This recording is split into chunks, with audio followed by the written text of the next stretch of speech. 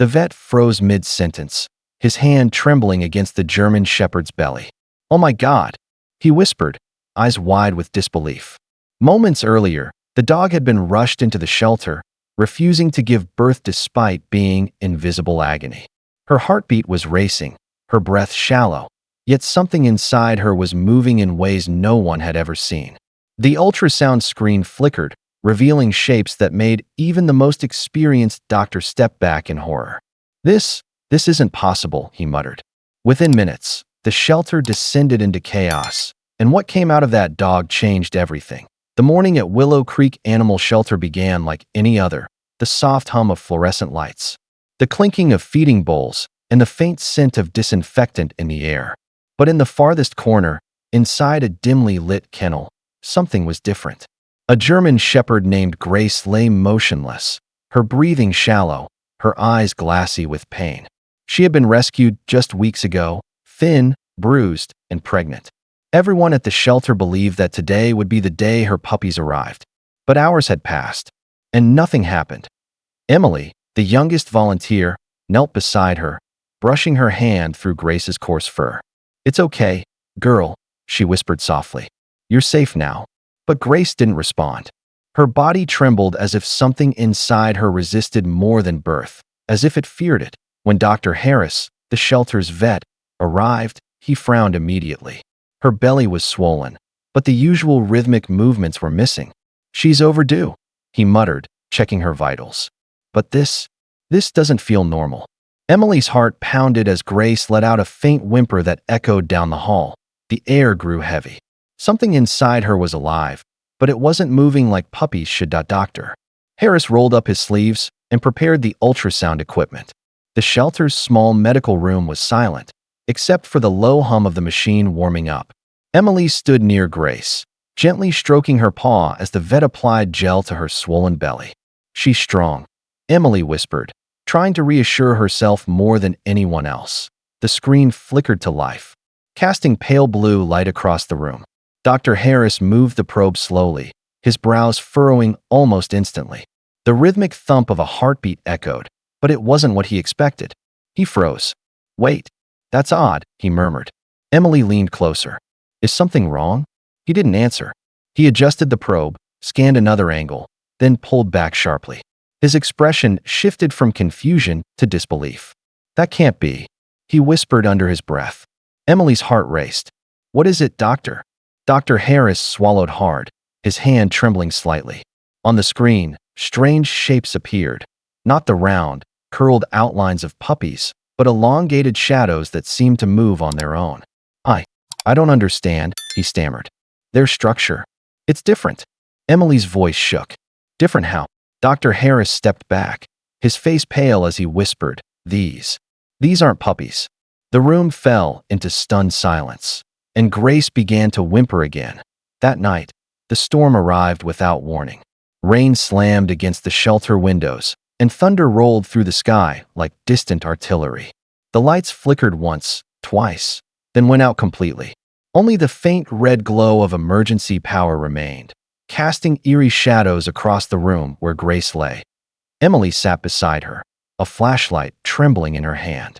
Grace was restless now, panting heavily, eyes darting around the room as if seeing things no one else could. "It's okay, sweetheart," Emily whispered. But the dog didn't calm down. Her body twisted in pain, her claws scraping the metal table. Then, she began to howl. It wasn't the sound of an animal in labor. It was deeper, longer, almost human. The haunting cry echoed through the dark halls, freezing every volunteer in place. Dr. Harris rushed in, drenched from the rain, his face pale as lightning flashed through the window. Shapes moved under Grace's belly, shifting unnaturally. The vet's hand hovered above her, unsure whether to touch or step back. "She's fighting something," he murmured. Emily gripped Grace's paw.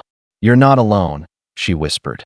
Then, as thunder cracked overhead, Grace let out one final cry, and suddenly, everything went still.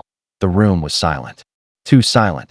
The storm outside raged through the night, but inside the shelter, a different kind of storm was unfolding.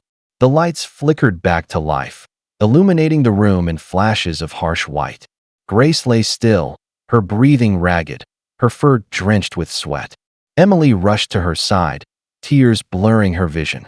She's losing strength, she cried to Doctor. Harris leaned in with trembling hands, whispering, "Come on, Grace. Stay with me." Then, a faint sound. A heartbeat, small and steady. Something was happening.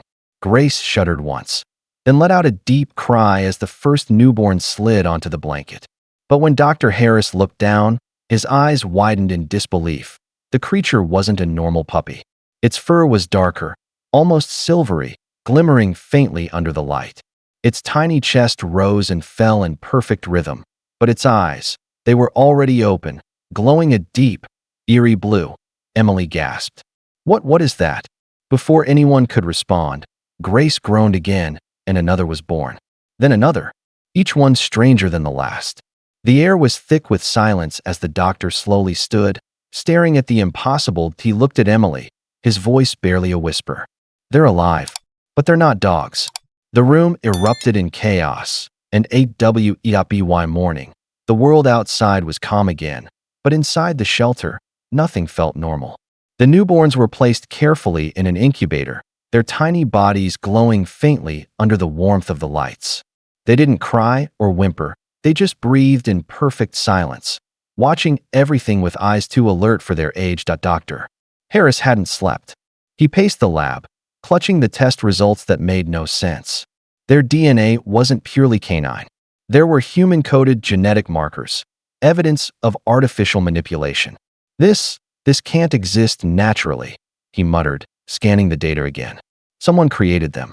Emily stood by the window, watching Grace rest peacefully, her head on her paws. "She didn't choose this," she said quietly. "Someone hurt her." Dr. Harris nodded grimly. "Years ago, there was a classified genetic breeding project. They said it shut down after a lab fire. But what if she escaped?" The truth hit them both. Grace had carried the last living proof of that experiment. Outside, police sirens wailed in the distance. News of the miracle birth had already leaked. Dr. Harris grabbed the test results and shoved them into a drawer. "If they find out, they'll take her and the pups." Emily looked at him, determination in her eyes. "Then we make sure they don't." Weeks later, the world had already moved on, but inside the quiet walls of Willow Creek Shelter, something extraordinary was unfolding. Grace, once frail and terrified, now rested peacefully in the garden sun. Around her, the strange litter, once feared, now adored, played joyfully, their movements graceful, intelligent, almost purposeful. Their eyes, once eerie and unnatural, now gleamed with pure innocence. Dr. Harris stood by the fence, watching them with disbelief and admiration. "They shouldn't even exist," he whispered. "And yet, they're thriving." Emily knelt beside Grace, smiling softly. "Maybe they're not a mistake," she said. "Maybe they're a sign that love can create miracles, even from pain." The shelter had become their sanctuary, not a lab. Scientists offered to study them, but Dr. Harris refused. "They've been through enough," he said firmly. "They deserve to just live." As the sun dipped low, one of the pups, the smallest, climbed onto Grace's paw and looked up at Emily. For a moment, it almost smiled. Emily whispered, voice trembling, "You were never meant to be an experiment, were you?" Grace lifted her head, eyes shining with peace, and for the first time, the shelter didn't feel like a place of rescue. It felt like a miracle reborn.